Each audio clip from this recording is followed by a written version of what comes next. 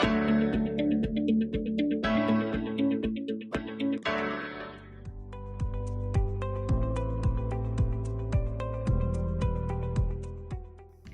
everyone, welcome to another session on sociological theories और आज हम डिस्कस करेंगे कॉन्फ्लिक्ट थ्योरी। इस वीडियो में हम ये समझेंगे कि कॉन्फ्लिक्ट थ्योरी सोसाइटी को कैसे देखती है। कुछ एग्जाम्पल्स से समझेंगे कि कॉन्फ्लिक्ट थ्योरी क्या होती है एंड ये आपकी स्केर्सिटी किस तरह से एक साइकिल ऑफ कॉन्फ्लिक्ट क्रिएट करती है या नेवर एंडिंग स्ट्रगल कैसे क्रिएट करती है। आइए शुरुआत करते हैं।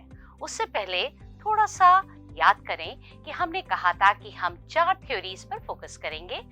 3 पर हम ऑलरेडी डिस्कस कर चुके हैं, social identity theory, interactionism theory and functionalism theory पर हम ऑलरेडी डिस्कशन कर चुके हैं।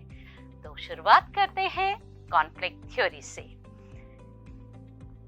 कॉन्फ्लिक्ट थ्योरी के पायनियर्स हैं Karl Marx and Max Weber. दोनों ही आपके जर्मन सोशियोलॉजिस्ट थे। कार्ल मार्क्स ने सोसाइटी में देखा कि 2 तरीके के ग्रुप्स होते हैं और ये दोनों ग्रुप्स बनते हैं इकोनॉमिक रिसोर्सेस उनके पास किस तरह के उस पर।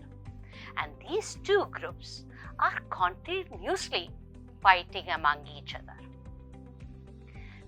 मार्क्स वेबर का कहना था कि ये जो फाइट है सिर्फ इकोनॉमिकली हम न देखकर बल्कि ये समझें कि ये फाइट आपकी सोशल या पॉलिटिकल रीजंस की वजह से भी हो सकती है।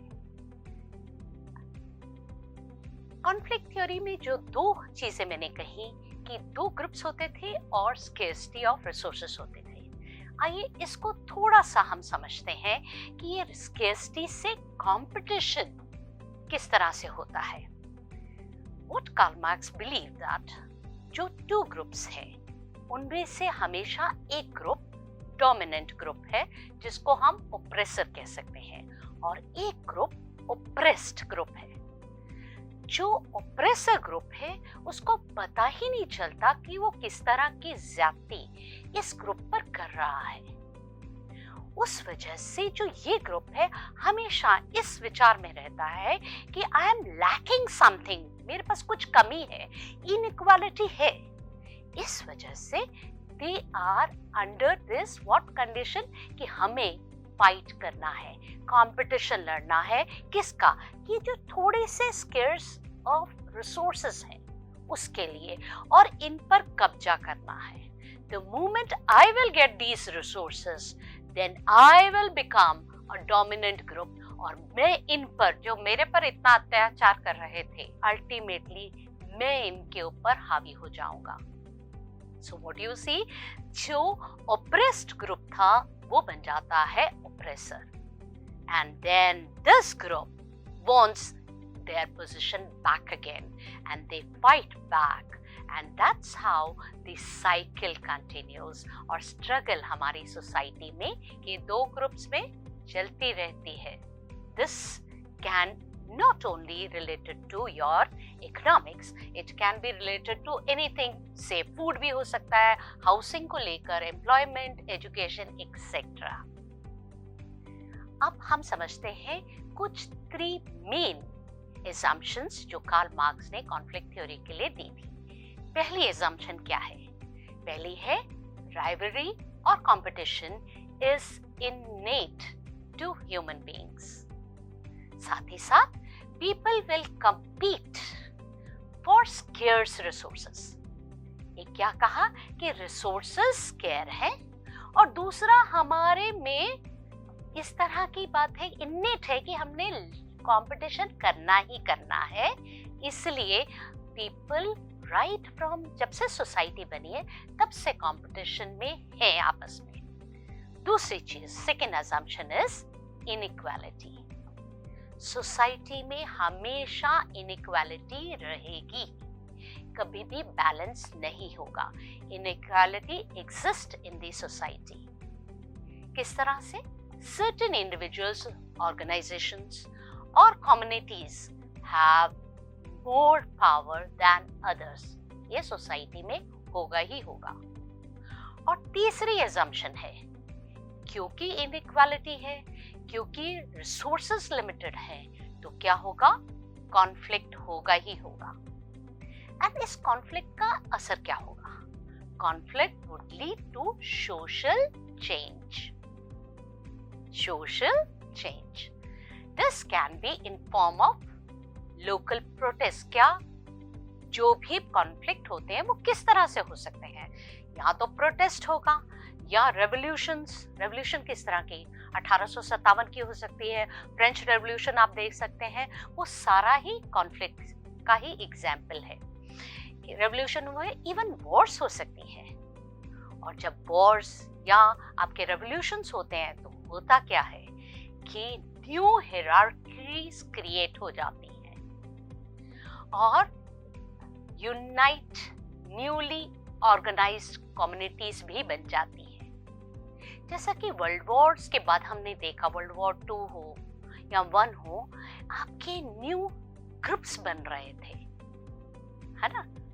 तो वो सब क्या है, क्योंकि कॉन्फ्लिक्ट जब हुआ तो न्यू हायरार्कीज बने। आइए इस वॉर को थोड़ा सा और समझते हैं। Real world manifestation of conflict theory. World war 2 आपके हिसाब से क्यों हुई? वर्ल्ड वॉर 1 हो गई, उसके बाद पीस हो गया। पीस के बाद वर्ल्ड वॉर 2 होने का क्या मतलब है? अगर हम इसको कॉन्फ्लिक्ट थ्योरी से एक्सप्लेन करना चाहें तो वर्ल्ड वॉर 1 के बाद थ्रू आउट द वर्ल्ड आपके इकोनॉमिक क्राइसिस चल रहे थे और आपके रिसोर्सेस लिमिटेड थे। हर कंट्री चाहता था कि वो डोमिनेंट या ऑपरेसर बने ग्रुप। तो वो क्या कर रहा था भी, हमें वो जो लिमिटेड रिसोर्सेस है उसको हथियाना चाहिए। और उसको पाने का तरीका क्या है? बेस्ट वे इज कि और कंट्रीज को इन्वेड करके अपनी पावर को बढ़ाया जाए।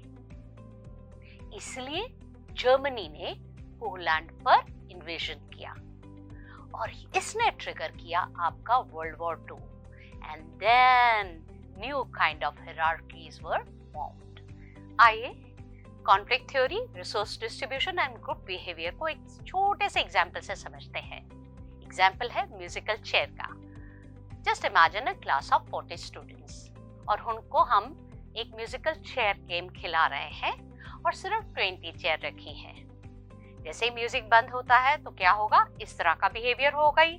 एक चेयर के लिए 2 या 3 लोग फाइट करेंगे, ठीक है ना? लेकिन सिर्फ ध्यान दीजिएगा कि यहाँ पर दोनों के पास जीतने की इक्वल चांस है। लेकिन इसी गेम को हम अगर कंडीशनल कर दें, फिर से म्यूजिक चलाएं, 10 चेयर रखें और कैंडिडेट्स को कहें कि जैसे ही म्यूजिक बंद होगा पहले जो टॉल पीपल है उनको चांस मिलेगा बैठने का, बाद में आप बैठ सकते हैं। Then what will happen? तब सोचिए सबके दिमाग में यानी ग्रुप बिहेवियर कैसा हो रहा होगा। एक तो लिमिटेड रिसोर्सेज, उसमें भी अगर हम कंडीशन लगा दें तो कॉन्फ्लिक्ट तो होगा ही होगा। यही सोसाइटी में होता है। किस तरह से? यहां पर देखें,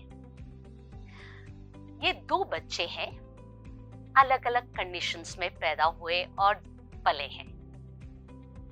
He is Amit, just imagine, and इसके फादर एक फैक्ट्री के ओनर है और ये है मुकेश, इसके फादर उसी फैक्ट्री में लेबरर हैं।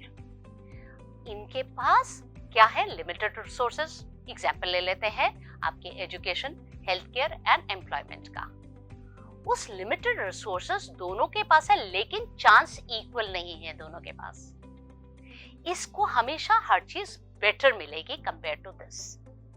तो पूरे जीवन में जो सोसाइटी को या ग्रुप को ये बिलोंग करेंगे, जस्ट इमेजिन कि इनके दिमाग में किस तरह का बिहेवियर या थॉट्स या वैल्यूज या बिलीफ सिस्टम होगा। उसकी वजह से कॉन्फ्लिक्ट इनके बीच में रहेगा ही रहेगा according to the conflict theory. यानी कि आपकी कभी भी सोसाइटी में इक्विलिब्रियम नहीं आएगा, कहीं ना कहीं आपकी इनइक्वालिटी रहेगी। फंक्शनलिज्म थ्योरी के हिसाब से आपके जितने भी सोशल ऑर्गेनाइजेशन हैं वो इक्विलिब्रियम मेंटेन करने की कोशिश करते हैं, बट कॉन्फ्लिक्ट थ्योरी में ये हो ही नहीं सकता है। This is what Karl Marx thought. After understanding conflict theory, आज आपको मैं एक छोटे से टास्क के साथ छोड़े जा रही हूँ। टास्क है आपने एक सिचुएशन या इवेंट को सोचना है जिसको आप कॉन्फ्लिक्ट थ्योरी से एक्सप्लेन कर सकें। Keep learning, keep enjoying, take care and bye.